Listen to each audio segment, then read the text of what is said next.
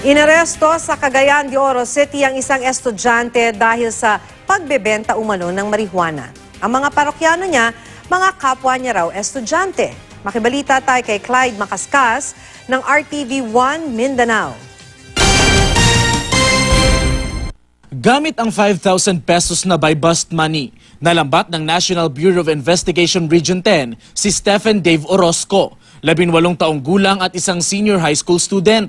Nabilhan umano siya ng pinatuyong dahon ng marijuana sa operasyong isinagawa sa Cagayan de Oro City. Matagal na raw sinusubaybayan ng NBI si Orozco.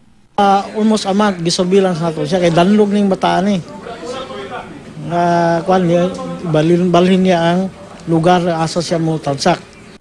Mga estudyante at minor de edad umano ang madalas na parokyano ng sospek na labis na ikinabahala ng mga otoridad. We acted immediately kay di pwede nga mga estudyante ang iyang gabitimahon.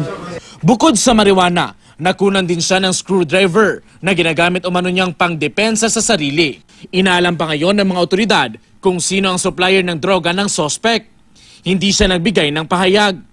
Haharap siya sa kasong paglabag sa Comprehensive Dangerous Drugs Act of 2002.